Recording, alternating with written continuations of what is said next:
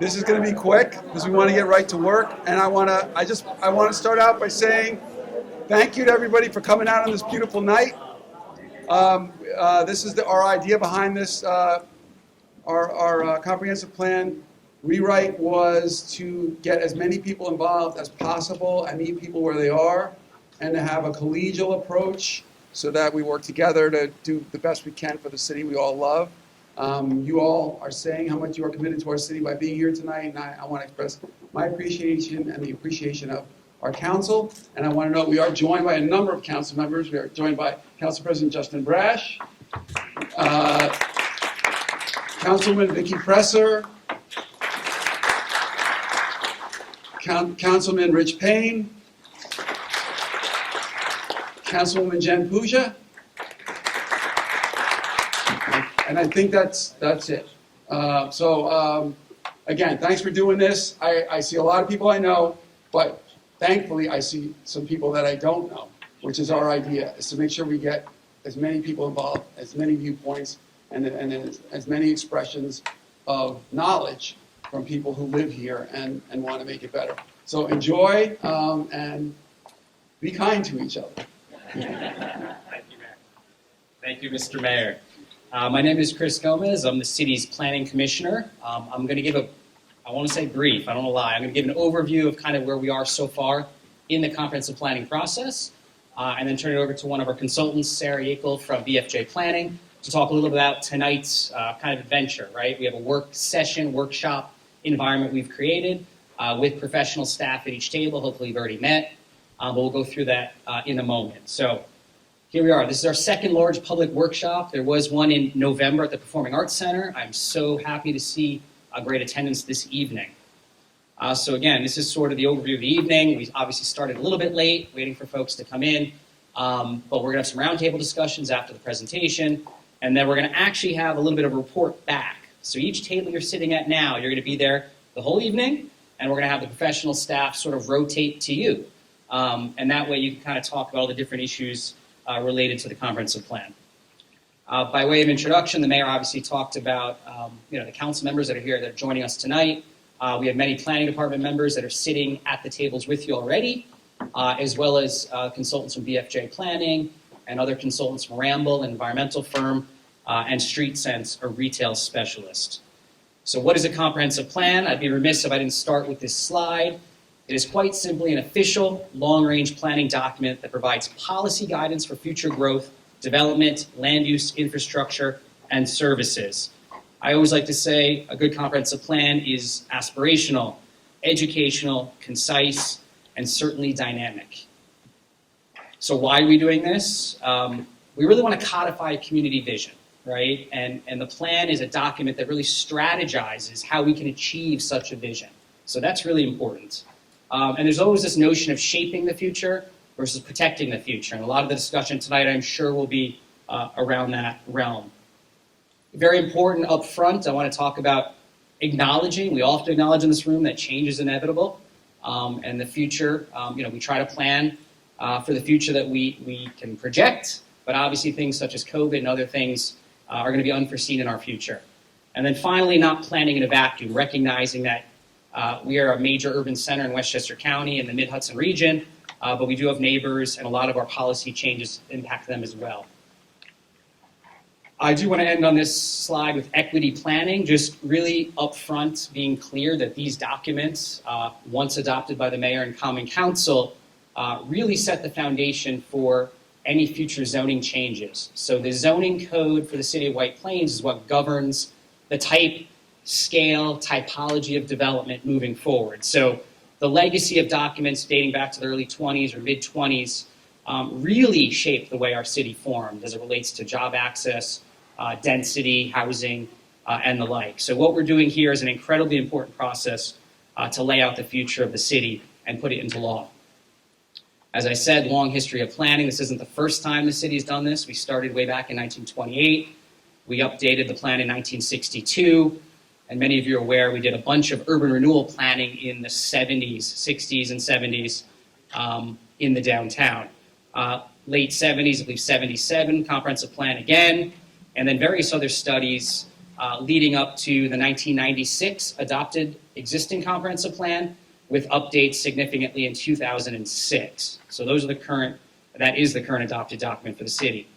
I do want to note that in addition to comprehensive planning, the city and the council and the mayor do adopt other types of land use, community development plans, and the like periodically. So this is an example of a 5-year consolidated plan, most recently adopted for the 2020 to 2024 years, and that really funnels or basically plans how we're going to use community development block grant funding from the federal government, as well as other kind of area plans. This is the Transit District Strategic Plan. I presented in this room about 4 or 5 years ago on this plan, so we had a lot of community involvement. But just to kind of remind everybody that there are other plans and documents that sort of regulate or guide land use in addition to the comprehensive plan. So what's in the name? We're here updating. It's been, I guess, 16 years since we last updated the plan. So One White Plains, that's what we're all here for. We're a year into the process of updating or creating a new comprehensive plan and a vision for the city. I like to show this slide. This represents the 28 kind of official neighborhood association boundaries in the city. So we do have 28 very strong neighborhoods. We're very fortunate in the city that there's been kind of a legacy of neighborhoods that have been very involved and active in city government. But in looking at the way we're going to plan for the future, part of the charge, I think, is for us to really think even beyond neighborhood boundaries and think of one city, right? So I go with the mayor all the time to different neighborhoods. We see a lot of synergy between them. We see a lot of the same concerns and issues and opportunities. So really the goal here, and part of the reason we kind of split everybody up like wedding-style seating, was to make sure that maybe you're sitting with somebody you don't know and from a different neighborhood perhaps, and recognizing the symbiosis or the symbiotic nature of living in White Plains. So as our great seal for the country says, out of many one, e pluribus unum, we're stronger together. I do want to take a moment to talk about what's changed since we last updated the comprehensive plan in 2006. So looking at the state of the city in 2000 from a demographic perspective is key, and how we've changed 22 years later. And then development trends and how they've changed and how they've ultimately shaped a different city that we live in today. So who we are, demographics, this is kind of a snapshot, just giving you some background for your discussion today. Approximately 60,000 people in population as of the 2020 census. We probably come close to tripling that population on a daily basis in terms of folks coming to the city for employment, et cetera, educational opportunities, shopping, and the like. We have just over 23,000 different households, and a median income just shy of $100,000 for a household. Median age of 41 and a half, and more than half of our population have attained a bachelor's degree or higher.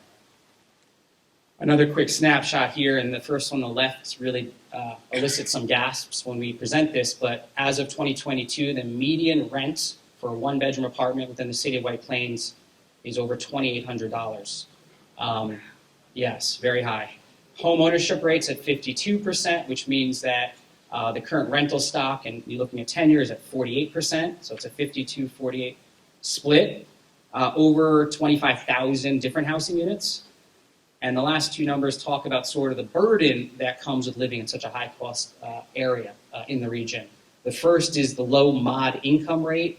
This is on a per capita basis. This represents that 48% of White Plains residents earn under $77,000 a year, which is 80% of the Westchester County area median income. So 48% are in the lower moderate income bracket. And that also represents more than a third, 33% of the total population of renters are cost burdened, meaning they're spending more than 30% of their income on housing costs. Population growth, 12% increase since 2000, and a 4.7% increase from 2010 to the current 2020 census. Doesn't seem like a lot, but that is a nice growth over a decade. Also, the 2020 census had to deal with the COVID issue, so that was a challenge. And then projected population growth based on some regional transportation numbers were projected to grow at double the rate of the Westchester County population as a whole. So looking at 8 to 10%, depending on the models. Race and ethnicity, this is on the left. This pie chart represents who we are today as of 2020. 48% of White Plains residents identified as white alone, 12% Black or African American alone, 12% two or more races, 8% Asian alone, and 1% American Indian, Alaska Native, etc. And almost 20%, 19% identify as some other race alone. What that means relative to 2000 is we've seen a major increase in the Asian population, albeit it's a smaller number, obviously, in the city, but over 100% increase. A decrease in the African American or Black population from over the last 20 years by about 13%. And obviously a massive increase in folks identifying as two or more races, over 200% increase. As it relates to ethnicity, Hispanic or Latino, we're at 33%, and 67% identify as not Hispanic or Latino. This represents a major jump of 54% in the last 20 years in our Hispanic population, since 2000 when the last plan was put in place. Age, 41 and a half is the average. New York State is at 39, but I tried to break this out into more exciting information, more salient trends, and broke it down roughly by school age, kind of middle age, or so to speak, and senior roughly at the cohort of 60. I know that's not ideally senior, but it's a nice, I'm gonna get myself in trouble, but we're at about 20% school age folks up to 19, or about 12,000 residents, and we have a nice cohort breakdown, about 55% kind of in the prime working years, so to speak, and then 25% of the current population is senior. As it relates to income, as I noted, $96,000 is a high household income relative to New York State and the United States. 36% higher, in fact, than the average or the median, meaning half earn more households, half earn less. That's median versus the average. And interestingly enough, over 20% of the households earn over $200,000, a significant sum, and over almost 50% of our households earn $100,000 currently. Conversely, as I noted previously, 48% on a per capita basis of folks make $77,000, which is not insignificant, but relative to Westchester County's area median income, that puts you in the moderate income range or below then to low. Housing tenure, this comes up quite a bit. I'm sure it will come up at some of the Live White Plain table discussions this evening. We hear a lot about the housing tenure, which is ownership versus rental in the city. But what's interesting is the kind of graph here is trying to tell you from 2000 to 2020, we pretty much stayed stable with a breakdown of about 52% of our housing stock being ownership and 48% being rental. You can see in 2010, the ownership went up slightly. And then in 2020, obviously with the growth of some of our downtown rental apartments that came online, that also increased the rental tenure aspect. But 10% increase over the last 20 years in ownership, total units, 12% in rental, which accounts for kind of, that tracking from 2000 to 2020, that we are roughly evenly split between ownership and rental in the city. Largest employers, just gave you an idea of some of our largest corporations. Obviously, historically been a government center in the county. The White Plains Hospital is by far the largest employer, New York Presbyterian, Westchester County, White Plains School District, the city, and then some other large corporations. So it just gives you kind of order of magnitude of our largest employers citywide.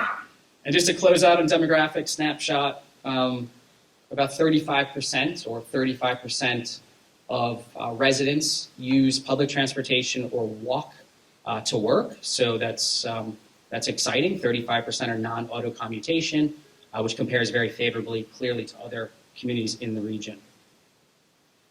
So just kind of to close, I had the demographic piece of how we've changed since 2000, but the development trends, which are so important and so different, frankly, than 22 years ago, obviously, in what's being developed, not just in White Plains, but around the country, in the core urban centers in America. So there's obviously been a big push for and demand for more housing, especially in transit-rich areas such as downtown White Plains. Definitely a demographic sort of an attempt to meet the demand, I should say, for the millennial generation and senior population, kind of the cohorts that are largest right now demographically. And then amenity-rich. A lot of the new development we're seeing is very rich in amenities, and that's even being extended further now with the work-from-home model due to COVID. Adaptive reuse is big. I'm showing an image here of the Norden Lofts project on Westmoreland Avenue, and that's to the right, my favorite sculpture there outside of the City Square project, 11 Martine, and that was the old Pace Business School. It's been converted recently to residential. just like the Norton site, an old industrial building converted. So we're seeing a lot of reuse of office, industrial space, even educational campuses, and repurposing, as you all know. And then the last two bullets speak to kind of, I don't want to say the death of brick and mortar retail that you read about, but the push towards more experiential retail, meaning if you're going to leave your house to go shopping, it's going to be more of an experience. Maybe it's a trampoline park for your children's birthday party, virtual reality and the like. So that's what we're seeing. And then more of a push towards green technology, solar, geothermal, other ways of being creative, particularly with the Con Ed gas moratorium. So what does this all mean? Again, to talk about not planning in a vacuum, we have to be cognizant of what's going on in the city now. This represents current projects under construction. You can view this. Anybody can go to the city's our planning website and go to the kind of projects and proposals page and see in real time. And you can sort by projects that have been approved, been constructed, the ones that are under construction, and it tallies for you the total. So right now we have 9 projects under construction, totaling 2,365 multifamily dwelling units. Excitingly, over 200 of them are affordable units to be managed by the city's affordable housing program through the planning department, which we're really proud of. Over 30,000 square feet of publicly accessible parkland at grade associated with those projects, and nearly 40,000 square feet of commercial. One thing I'll point you to is that chart on the bottom right represents sort of the breakdown of these 2,000 plus units. More than half of them are 1 bedrooms, and about 28% 2 bedrooms, and then there's some 3s and 4s. So that's 2,300 roughly. We do have another almost 3,500 that have been approved for development all over the downtown. That map represents kind of their specific locations. Again, with the economy and everything going on, the hope is that many of these projects will still be constructed, but it's a challenge out there now. But another 268 affordable units and significant commercial square footage and more publicly accessible open space. You look at the bottom right, the good news is we're seeing construction of more 2-bedroom and larger units and less 1-bedrooms in the future projects. So where have we been the last year? Getting back to the One White Plains plan, we spent the better part of 6 months doing a lot of public outreach in the Imagine phase, which was wonderful. We used both technology and getting out in the community via a listening tour to hear from everybody, collected over 1,500 individual comments, everything from our vision survey, which resulted in over 1,000 different comments of what folks in the city want to see in the future. Our most popular response was an affordable city, a diverse city, anything in the big blue there, the dark blue. Community, safety, housing were really the things leading our vision survey. And then those 12 or even more listening tour events that you can see imagery of below was really getting out into areas of the community that traditionally maybe weren't as involved in the last planning process. So we really made an effort to go to the schools, parks, senior center, et cetera. So we even did some Zoom meetings, so that was exciting. We culminated that first Imagine phase with the November 18th, 2021 workshop, which had incredible attendance, just like this evening. And we did from that garner a lot more comments about, in addition to the vision, things that were very important to people. You can still go to the onewhiteplains.com website and add your comments. We've been collecting a whole bunch of information about recreation, about pedestrian connectivity, about green space, about better sidewalks and shuttle service, and affordable housing tends to lead the discussion, food access, and repurposing of vacant buildings. Excitingly, as part of that Imagine phase, we did develop a draft vision statement for the city. We have since updated that, and tonight unveiling a final vision statement that really was coalesced from this process, Imagine. So it reads as follows: we are One White Plains, a welcoming, safe, inclusive community with housing, employment, education, transportation, and recreational opportunities that fulfill the needs of our diverse population. A city where business, culture, and the arts thrive, where the natural environment is valued, and where public spaces are accessible, where we acknowledge our history and address our regional, social, and economic trends to plan for an equitable and sustainable future. I'm going to turn over to Sarah to talk about this evening. I just want to quickly note that while Chris was speaking, we were joined by another one of our elected representatives, Jewel Williams-Johnson, county legislator. So thank you for being here.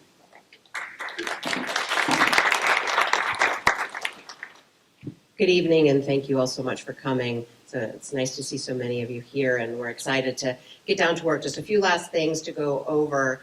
I'm going to talk a little bit more about the logistics of the actual plan document and the components of it. You can see up on the screen that the plan will really consist of 4 core elements: an introduction and overview that will have some of the planning history, and then this vision statement of planning goals that Chris just unveiled. And then really the core of the plan are these plan elements. And there are 6 of them, and those are the topics that you are separated out by tonight. Or we've got green, white plains, connect, live, work, play, and strengthen. And within each of those chapters, there'll be an introduction, existing conditions, topics and objectives, and initiatives. And it's important to note here that this plan is going to be very different in its format than the plans that you've seen before it. This is going to be a plan that lives primarily online. You will be able to print it. There will be print copies available for those that need it, but largely it will be something that lives online, is tracked online in terms of implementation. And one of those things is we're trying to make this distillate, and so it's very readable to the general public, and it's not voluminous and encyclopedic. And so to that end, the existing conditions pieces will be very concise, and in an appendix will be a much larger existing conditions and data analysis piece. For those that really want to get down into the weeds, that will be available, but for everyone else who just kind of wants to get to the meat of it, they can look right into the chapter. And then the 4th chapter is the implementation piece, and this is so critical. This will set forth a matrix of all of the recommendations in the plan, and that will include a time frame for implementing, who's responsible for implementing, and all the other information the city needs to track those efforts and be able to know at any given time what's been done and what's the status of various recommendations. And that's something that can live online and actually be tracked by the city, and the public can view that sort of to see where the recommendations are in the process. Each of the plan elements is broken down by topic, and you can actually see on the agenda that you picked up for the meeting, there is a list of all of the topics that are covered. And so, for instance, under green WP, we've got climate resilience, clean energy, environment, natural resources, and other similar topics. Under work, we've got economic development, regional economic trends, small businesses, work from home. And so each of these, has a set of about 6 to 8 individual topics that will be covered. And there is also, as you can see, a lot of crossover. And so where topics and recommendations sort of cross elements, we will have those noted with icons. And so you can sort of sort by all the recommendations that relate to sustainability, or all the recommendations that relate to economic development. In terms of where we are in the process, Chris mentioned the Imagine phase, which really happened in 2021. We've been working on this phase since about March. You can see there the Public Workshop 2. We're working on a public survey that will come out later in the process. We've been having some stakeholder meetings. We've met with department heads, we've met with neighborhood associations, and we will be continuing those over the rest of this year. And also, most importantly, really starting to develop and draft those chapters. We'll be taking everything we hear from you all tonight, taking that back, refining those existing conditions, and then really moving forward into that recommendation strategy phase. We do not have yet at this point any sort of foregone conclusions, and so we're really looking tonight to have that piece informed by all of you.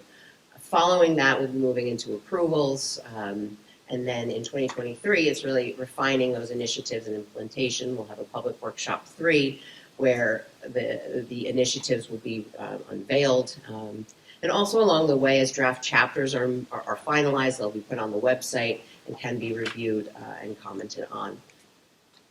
And then in terms of upcoming public outreach, similar to what we did with Workshop 1, there will be an interactive online mapping tool that Mark is going to demo for all of you.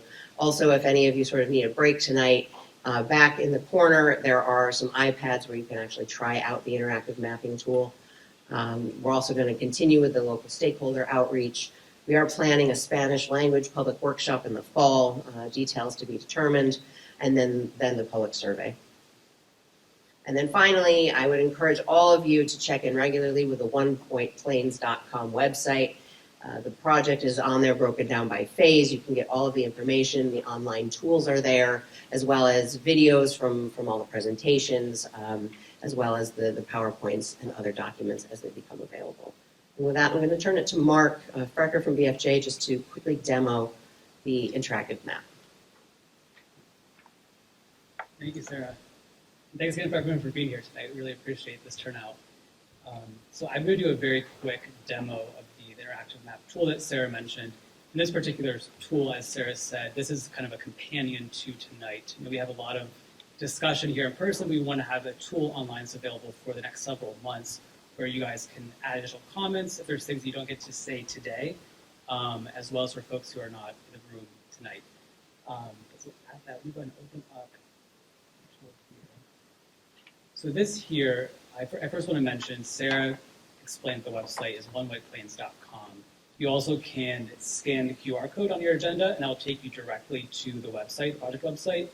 And there is a tab on the website called Participate. If you click on that, that will take you to this interactive map tool. And I just want to do a quick little demonstration to show how this tool works. But basically here, when you load the page and click on it, there is initial and instructions tab in the left sidebar. And this walks through has links to each of the plan elements for a refresher for those, again, who are not here, especially on what the topics are that are covered by those elements, and just some general tips on how to engage with this. There's also a general comments tab here on the left. It's titled Other Comments. If there's kind of general comments about the process you want to submit or other ideas that don't fall into an element category, you can use this field here. But in general, what we're looking to do, similar to tonight, is to get feedback really based on the element themes. So at the top, you'll see that there's a pin for each of the elements. So there's Green WP, Connect WP, Live WP, Work, Play, and Strengthen. And if you have a comment along one of those particular element categories, all you have to do, the first thing is to kind of zoom into a specific place that you want to give a comment. And then what you can do is you can drag, say for Connect WP, you want to have a comment for a particular street, say it was Lake Street, you have a really strong idea of it could be an issue you want to highlight, or it could be an idea of an improvement. So you drag that pin onto the map. And I think for the sake of time, I will not go into submitting a comment, but this is what the pop-up looks like. And you have to enter your comment here. And then below that, it's up to you. You can enter your name and email if you would like, but you have to just enter a comment to submit it. And then at that, you can kind of also, I'll do a quick reference, but you can click on other comments that have been posted and see what other people are saying. And there's an option to start a discussion, and you can respond to other people's comments as well, which is a nice tool. So there's really opportunity for a stream of, back and forth comments to happen.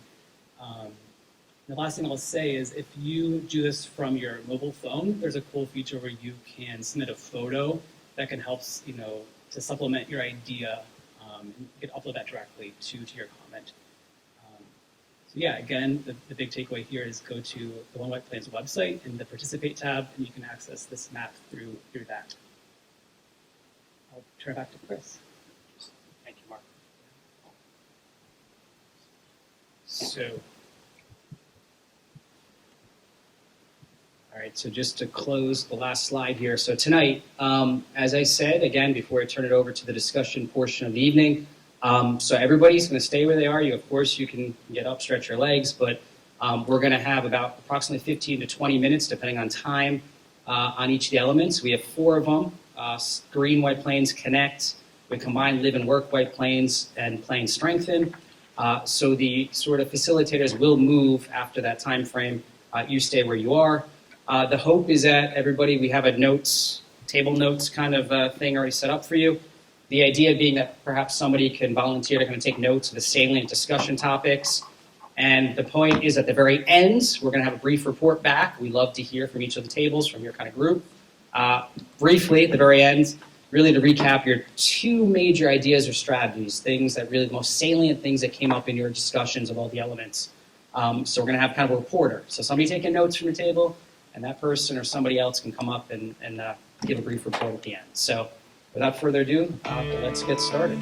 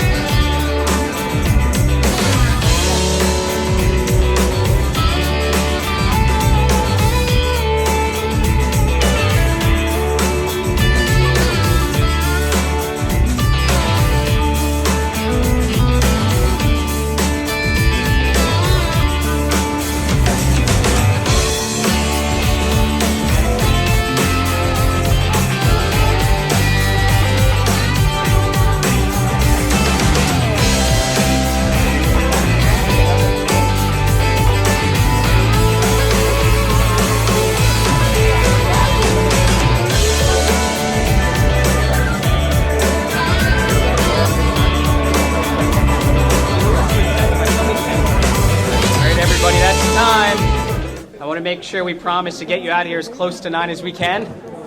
Can everybody hear me?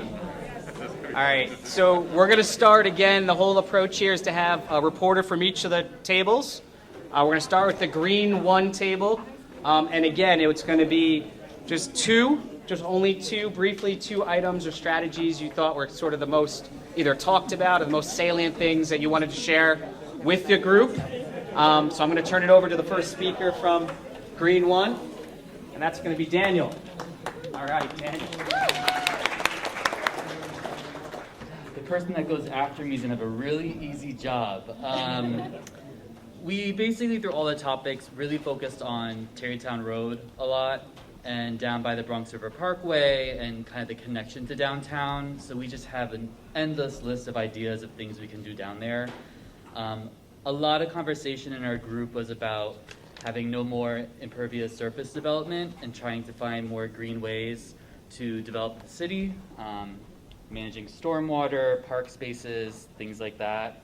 There were some really good ideas about e-bike credits for people that live and work in White Plains, to try to, again, lessen the amount of cars that are on the road, and to also make access to e-bikes more equitable for others, and making sure you find places that they can actually be stored and taken care of. And lots of endless lists of Tarrytown Road stuff. You'll see that on the website, I'm sure. And lots of traffic calming. And I'm going to stop right there. So one of the areas that we talked a lot about is on Mamaroneck Avenue. We talked about newer developments in White Plains, for example, the Mitchell that recently went up, which sort of does not fit the more manageable, smaller scale of that area. It doesn't really match.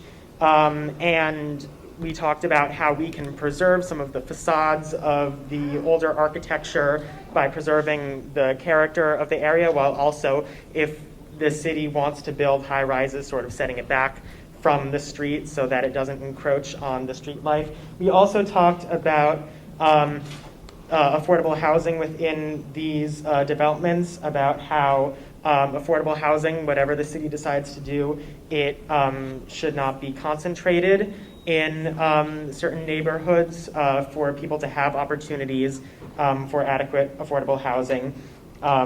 It should not concentrate poverty. It should bring people into neighborhoods and environments where they have more opportunities and a better quality of living. Thank you. Okay, so our group, first, the two things that were most prevalent were to redo the Thomas Slater Center and try to make it a really nice gym, swimming pool for all of the residents there and any of the other residents, especially since we lost the YMCA and their pool and facilities, and really make it a community center for all the community. And in the same time, while you're doing that, to do the Mitchell Place Senior Center, which had some serious damage due to flooding a couple of months ago and has been redone somewhat, but it's not really been upgraded. So that was one item.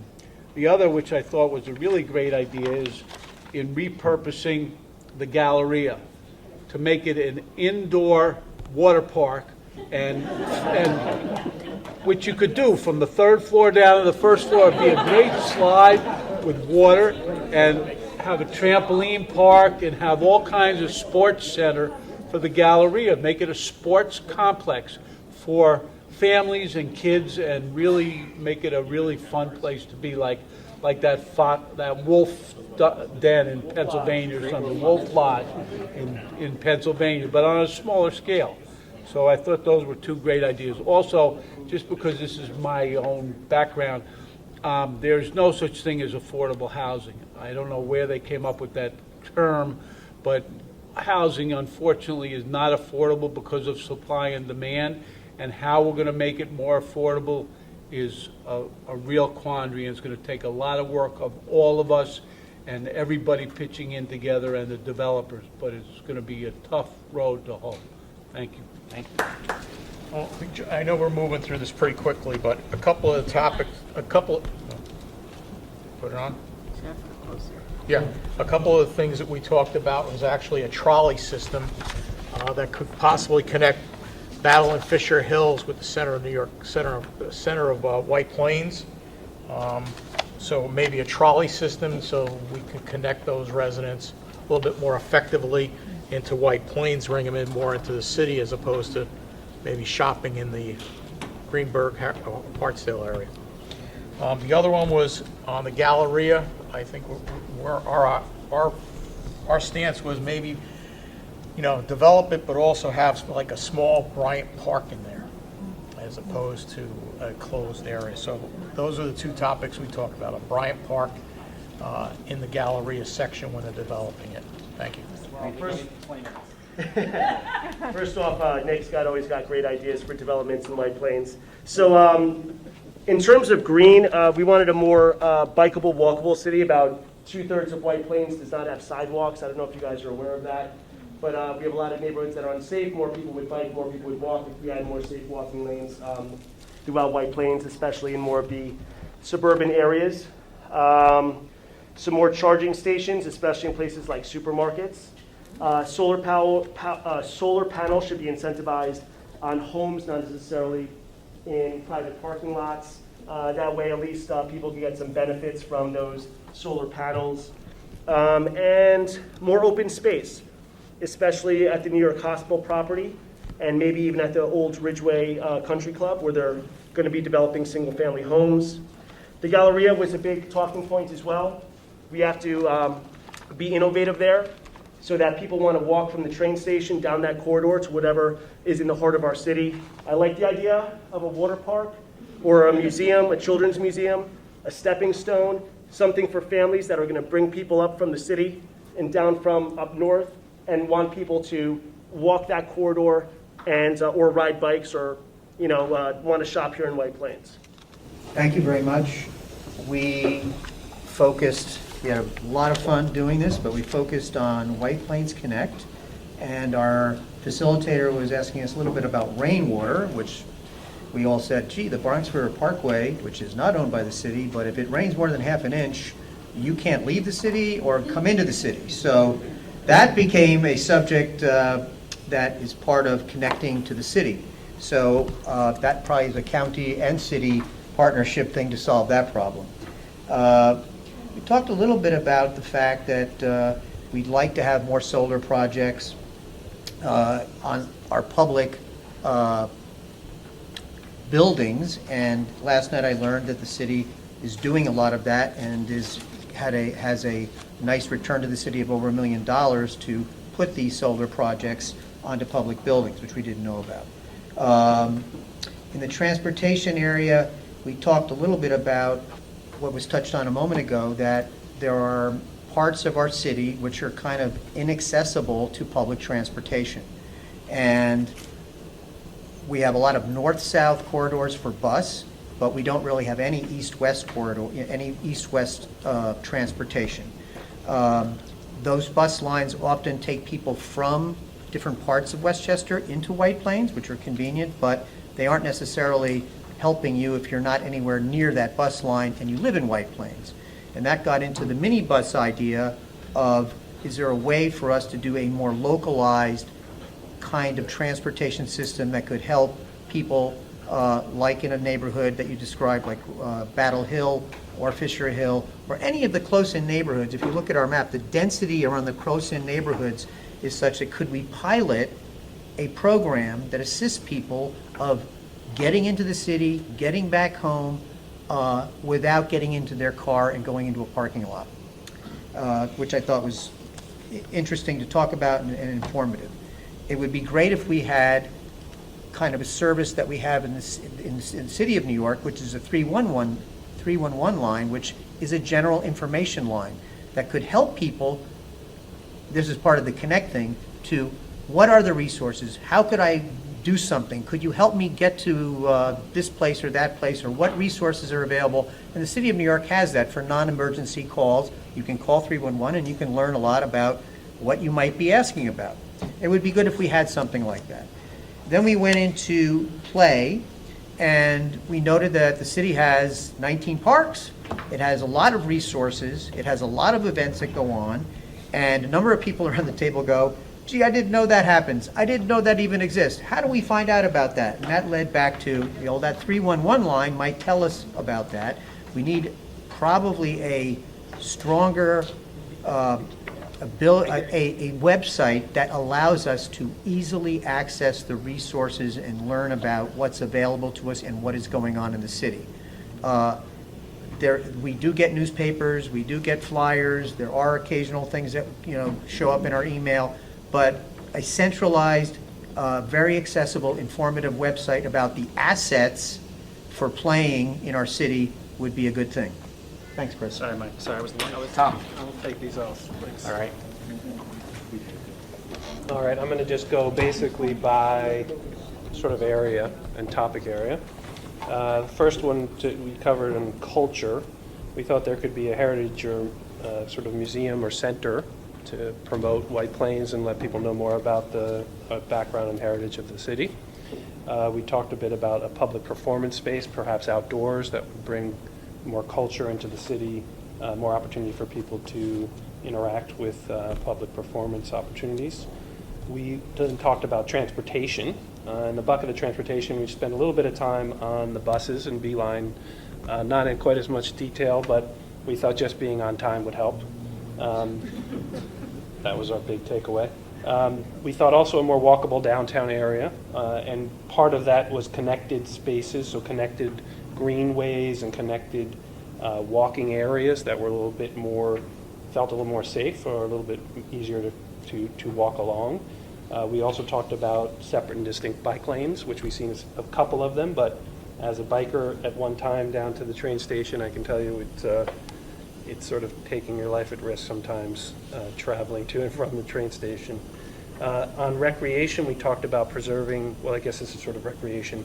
We talked about preserving historical buildings like the YMCA that was torn down. It would have been nice to keep that, or at least some semblance of it, and improving the senior center, I think someone else mentioned as well. And finally, on sustainability and climate, we talked about preserving open areas and wooded areas, and some kind of zoning that would require, sorry, is it too low? Oh, sorry. Some kind of zoning that would require green roofs or other sustainable building to be incorporated into the new buildings. That's pretty much what we covered.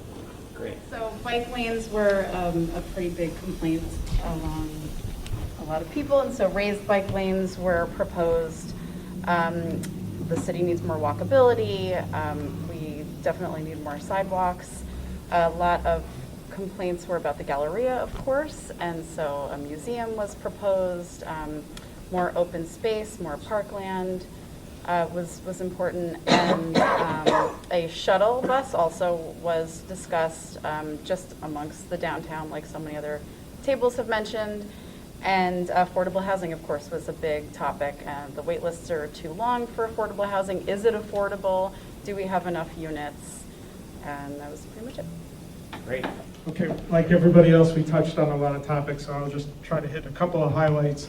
On the greening part, we felt it is an important starting point that White Plains completed its mandated open space inventory. We noticed on the screen the 1992 inventory was on there, and that it's 2022 right now, so 30-year anniversary is due. So any analysis of the the green space and the use of it in the city should definitely start from an updated inventory. In terms of the connections, one main point was the difficulty of getting around the Battle Hill neighborhood with the amount of traffic coming into town, and the discussion of possible options there, and also the fact that you have the train station close by as well, so you have some, and Ferris as well, so you have three areas with very tight traffic all near each other that could use some sort of attention. Also discuss the idea of greater shuttle bus availability for moving around downtown. On the, talk about that. I'll just say one issue that hit us a major concern is in the livability of White Plains is affordable housing, has been mentioned before, but people at our table felt very passionately about the lack of affordable units, that there should be potentially more of a set-aside, perhaps doing away with the ability for a developer to buy out the right to provide additional units, and greater scrutiny over the system in which subsidized and affordable units are made available to the public. Those are my comments. I don't know, do I need this?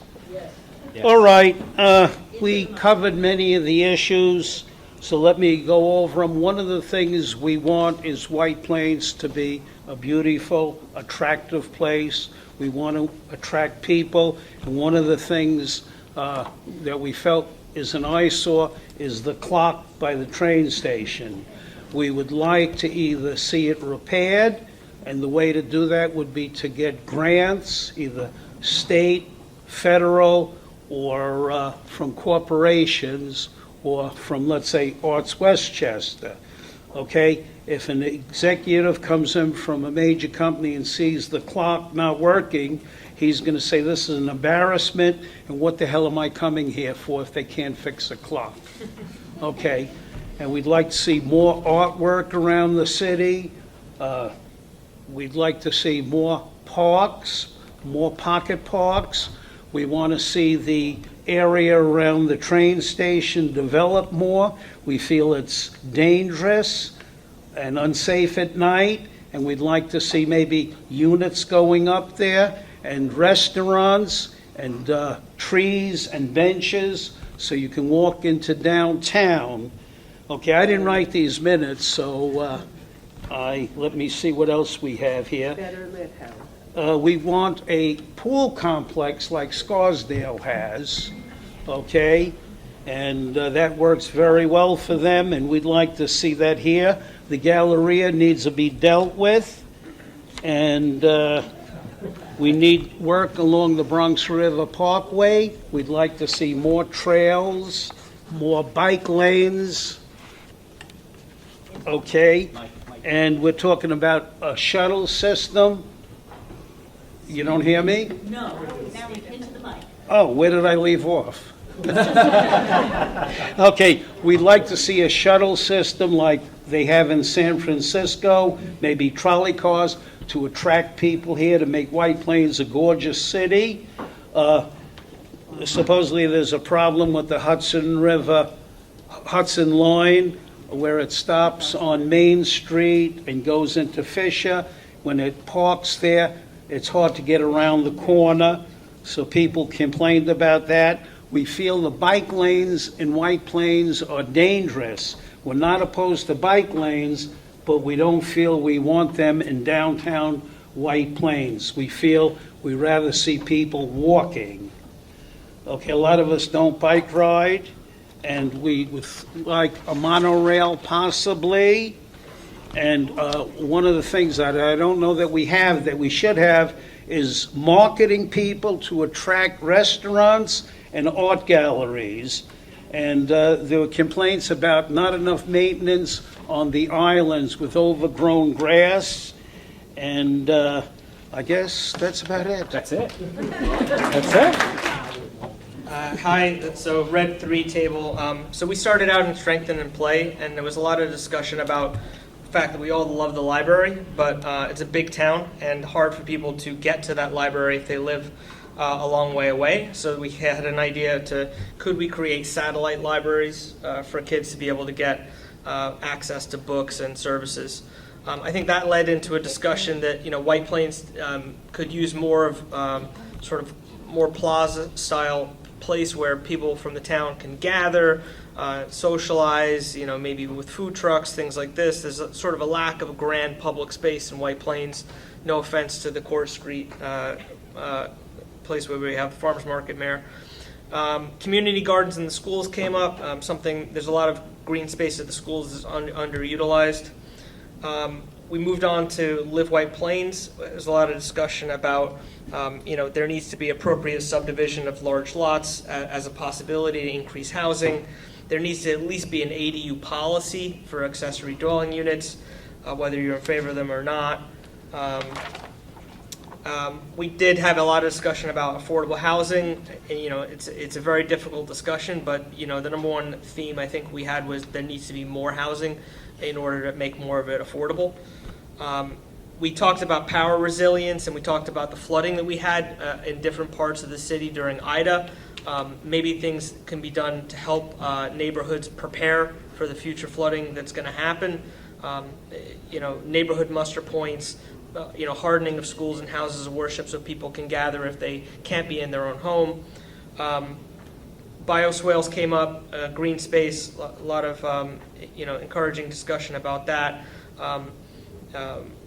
We talked about energy reduction in addition to putting in solar, like what can be done to encourage people to renovate their homes to reduce their energy usage. And we did talk about bike policy. So a lot of bike riders at this table and would like to see bike lanes downtown.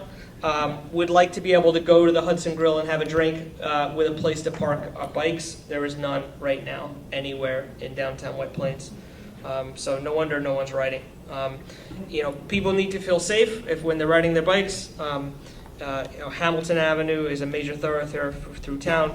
Mark was saying, he needs to get across 4 lanes of traffic to the left to get to where he needs to go. So, the city should plan to make biking and walking safer, and less cars. Great. Thank you, Max. Last but not least, and before we go to Red 4, I just want to make sure that everybody leaves their notes. I know everybody's very attached to all the notes they took, but we definitely want the notes. We're going to enter them into our database. You'll be able to see them online, and they'll be scanned, et cetera, for the record. So, and the comment cards. Thank you, Thomas. Comment cards. Basically everything. And your pocketbooks. Red 4. Good evening, everybody. We are Red 4, and the recommendations we had for transportation was to extend the sidewalks, community shuttles. They want community shuttles because they want to, go around the city and make accessibility more, easier because the gas prices, as you see, going up. So a lot of people are complaining about that. So they want, accessible transportation, and the shuttle will be nice because if a visitor comes here and the shuttle takes them around the city, they will get to know the city really quick. Also, they want a better, safer way for bike shares. They want the bike shares back, but they want it better than before because before we saw all the bikes on all the city, and we don't want that. We want a better, bike shares. But so they recommended that, and we also want a larger. They want walkways better for the children to be safe and everything. And they also say that. For the parks and recreations, they wanted a skate park because the children doesn't have a skate park, so they've been skating, by the Sears, so they've been getting into trouble, and also in the Galleria, so they want their own skate park. So I told them I was going to tell you guys about it. So and they also want a larger pool. Everybody's saying they want the Valhalla pools or Skarsgård pools. We want a larger pool, or like a little sprinklers on the park for the little kids to play around. Like I saw in Greenberg, they even have a little park, but they have a sprinkler. We don't. We White Plains. So it's like, they also want providing accessibility for the people, equity access to liabilities, and they also want more youth facilities and elderly facilities, because the youth are going to other cities to have fun. We want them in White Plains, or, and then also don't forget the elderly people, we all gonna be there one day, so we have to take care of our elderly people, they took care of us, so now we have to take care of them too. So also the recommendations for, they want more bike passes. like the previous person said, they want a pathway where the bikes are safer to go. I don't know how to ride a bike, but I promised the mayor 4 years ago I was going to learn how to drive a bike, and if we have that, I'll learn how to drive a bike. So they want more restaurants in the city because, a lot of people are drinking. I respect that, but there's some other people that don't drink. So we go at night, all we see is bars. I don't mind that, but we want some variety in our cities too, So we could go out with our kids that don't drink, and the other side, the bars and everything, everybody could have fun, And then also they want more social services for the homeless, because they have seen a lot of homeless people outside, and they want more policing in the cities so they could have more friendly kind with the community, so they will be friendly. We used to have that back in the days. I used to know all the officers. They were awesome, everything. I'd be like, and they were really nice. Now we have a lot of new officers that are really nice, but I haven't seen around all my friends' officers. They all retire. I think we're getting older or something. I don't know. But, the new ones are awesome, but we need some of them back in the streets, to feel safer, because some people are complaining that the area around where I live too, like over there by the projects, is not that safe. I think they want to change the homeless place that they have there, because they say that it's not safer around there. So they don't really go around those areas because they don't feel safe. So they want to change that too. And then for the last one, we also talk about the mitigating and improvement for the nature. So they want to, we also talk about how can we do to protect us from the storms, because we were not ready for the last storm. So they want to have like an alarm system, or some kind of system, that the better, that we are like a sewer system that takes all the water, because the parkways get flooded, but we got flooded in the places, in the houses that we usually don't get flooded. So they want to improve that.